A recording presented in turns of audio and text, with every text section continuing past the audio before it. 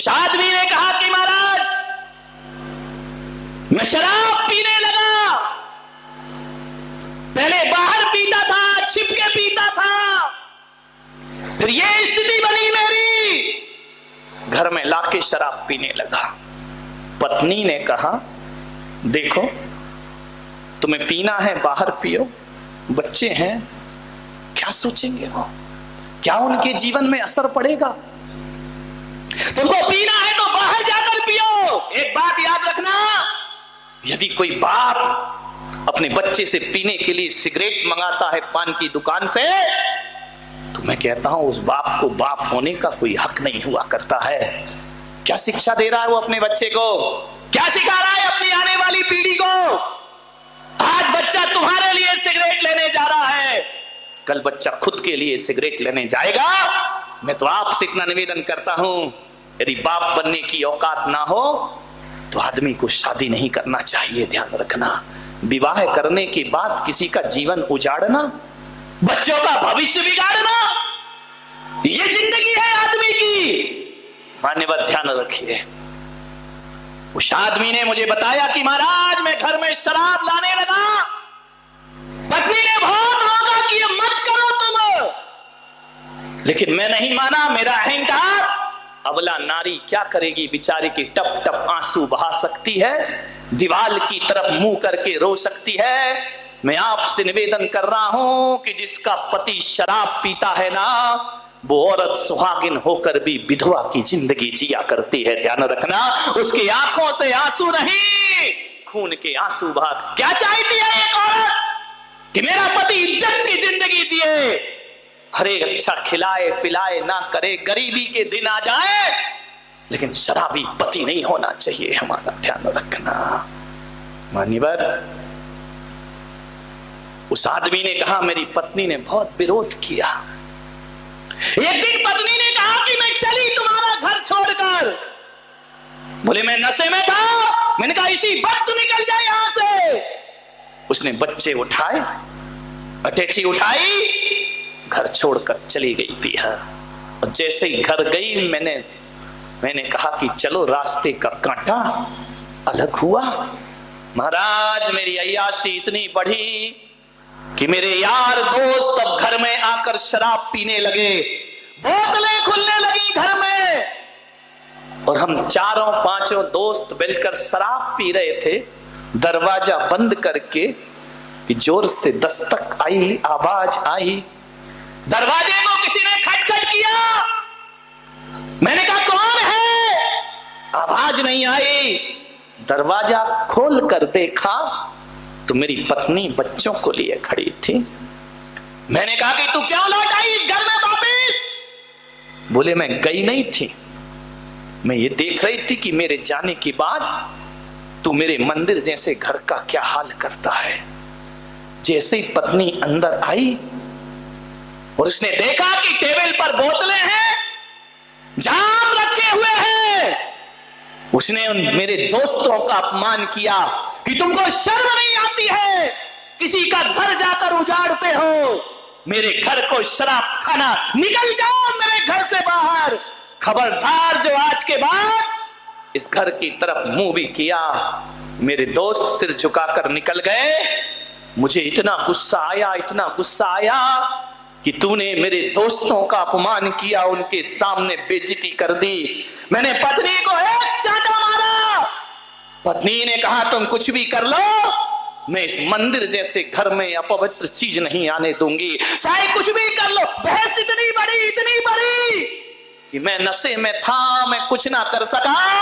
एक लोहे की राड रखी थी, वह राड ली और मैंने पत्नी के माथे पर मार दी। जैसे ही मारी, खून का फव्वारा छूट गया। पत्नी चीख उठी, तड़प गई, तड़प तड़प के उसका वहीं प्राण अंत हो गए, वह मृत्यु को प्राप्त हो गए। बच्चे मुझे देख रहे हैं, पापा तुमने मेरी माँ को मार डाला, इस शराब ने इस घर में आग लगा दी। पुलिस आ गई, मुझे हिरासत में ले लिया गया, साल की सजा हुई मुझे।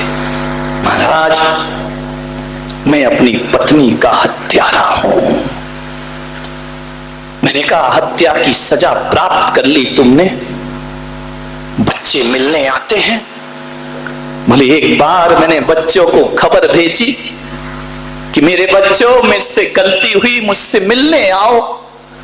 बच्चों ने जवाब भेजा कि जब मां चली गई और तुम जेल में हो तो हम तो यतीम का जीवन जी रहे हैं, हम तो अनाथों का जीवन जी रहे हैं, और जब हमें पालने की औकात नहीं थी तो जन्म देने का हक किसने दिया था तुम्हें? आज तुमने हमारी जिंदगी दर-दर में कर दी है। दोनों बच्चे मेरे छोटे छोटे 14 साल पहले, महाराज उन बच्चों ने हमें संदेश भेजा कि जब हमें तुम्हारी जरूरत थी तब तो तुम जेल में जिंदगी गुजार रहे थे, जब हमें मां की जरूरत थी तुमने हमसे मां छीन ली। जाओ उनसे कहना हमें से बाप की औलाद कहलाना नहीं चाहते जो हमारी मां का हत्यारा हो और शराब पीता हो। जाओ, हमने खबर भेजी मिलने आओ, तो बच्चों ने कहा हमें से बाप को बाप का दर्जा नहीं देते हैं, हमने अपनी जिंदगी बना ली और ऐसे बाप को हम बाप कहने को तैयार नहीं हैं। हम बिना बाप की जिंदगी गुजार लेंगे, लेकिन तुम्हारे लिए हमारे घर में कोई स्थान नहीं है। ध्यान रखिए, औलाद देखना नहीं चाहती ऐसे बाप को। कौन देखना चाहेगी? जो उनकी मां का हत्यारा बना हुआ हो।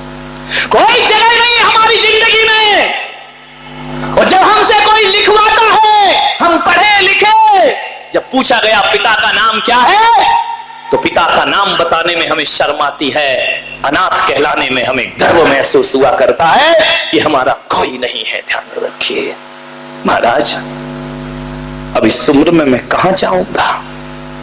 बाहर निकलकर 14 साल में तो मैं सब कुछ भूल गया।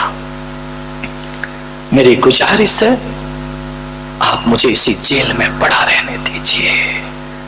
मान्यवर, एक शराब, एक नशा जिंदगी के क्या हाल करता है, आपको सोचना है। क्यों पीता है आदमी शराब? एक आदमी से मैंने शराबी से पूछा कि तू शराब क्यों पीता है? फिल्मी अंदाज में आ गया, बोले मुझे पीने का शौक नहीं, पीता हूं गम भुलाने को। मैंने कहा बेवकूफ, इस शराब पी के गम भूल जाता है तू? बोले जब तक नशा है तब तक तो भूल जाता हूं। मैंने कहा पागल, शराब पी के जब तक नशा है तब तक भूल जाता है। अरे माना कि पीने से तो थोड़ी देर के लिए नशे में सब भूल जाता है गम को, लेकिन तेरा पूरा परिवार जिंदगी भर के लिए गम में डूब करके मर जाया करता है। क्षणिक सुख के लिए पूरे परिवार को गम की जिंदगी देना, बोलिए आप सोचिए, थोड़ी देर को तुम गम मुक्त हो जाओगे, पूरा परिवार गम में डूब करके मर जाया करता है। ध्यान रखिए, शराब शब्द 3 अक्षर से बना है, श रा ब। तीनों को जानते? शा का अर्थ होता है जो सड़ाती है, रा का अर्थ होता है जो रुलाती है, बा का अर्थ होता है जो बर्बाद करके जाती है। जो सड़ाए रुलाए बर्बाद कर जाए वही शराब कहलाया करती है। ध्यान रखिए, शराब का जब जन्म होता है तो अंगूरों को सड़ना पड़ता है। शराब का जब जन्म होता है अंगूर को सड़ना पड़ता है, और शराब का जब अंत होता है तो पीने वाले को सड़ना पड़ता है। ध्यान रखिए, पीने वाला भी सड़ेगा। जिसका जन्म ही सड़ान से हुआ है उसका अंत भी सड़ान से होता है। बचने का प्रयास करिए, बहुत बड़ा स्टैंडर्ड मत समझिए इसको। पढ़े लिखे लोग इसे अपनी शान मत समझिए। अपने आप में कुछ भी समझने से कुछ नहीं हुआ करता है मेरे भाई। सड़ाती है, रुलाती है, बर्बाद करके जाती है। उड़ीसा में चक्रवात आता है, रोज रोज नहीं आता, कभी जभी आता है। गुजरात में भूकंप रोज रोज नहीं आता, ध्यान रखना। और राजस्थान में सूखा रोज रोज नहीं पड़ता, लेकिन बोतल का तूफान तो रोज रोज हमारे घरों में आया करता है। ध्यान रखिए, उड़ीसा का तूफान तो खुलेआम आता है और बर्बाद करके चला जाता है, लेकिन बोतल का तूफान तो वो तूफान है जो बोतल में बंद होके आता है और सड़कों पे खुला छोड़ के चला जाता है। और ऐसा जहर है ये, एक पीता है, घर में एक पीता है, सजा पूरे परिवार को मिलती है। ध्यान रखिए, पूरे परिवार पे नशा चढ़ता है, इसका असर सब पे होता है। पीने वालों की इज्जत खराब होती है। मान्य, एक बार मैंने क्या देखा, एक शराबी शराब पी के चला आ रहा था। पहली बार किसी ने पिला दिया होगा, पी लिया तो पी लिया, दम मारो दम मिट जाए गम।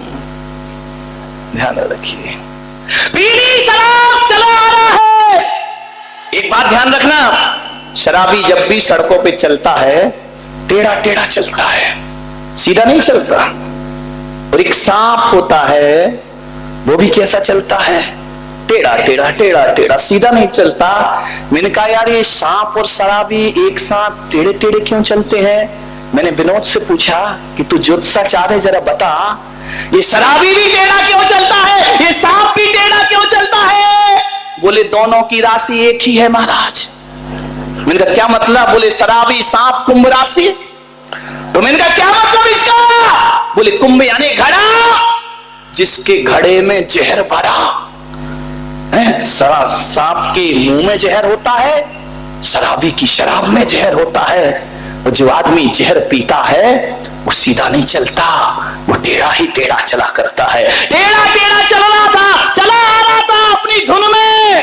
हुआ क्या, अब ध्यान रखना, कितना भी बड़ा शराबी हो, ट्रैफिक आएगा, रोड पे चलेगा, किनारे चलेगा, बीच में नहीं चलता। ध्यान रख, इतना होश तो रखता है कि बेटा इतनी पी रखी, एक गाड़ी धक्का देगी, कोई उठाने वाला नहीं मिलेगा। किनारे किनारे चलता है, किनारे किनारे।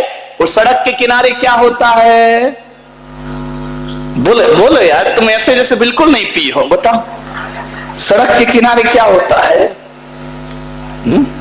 बिठला।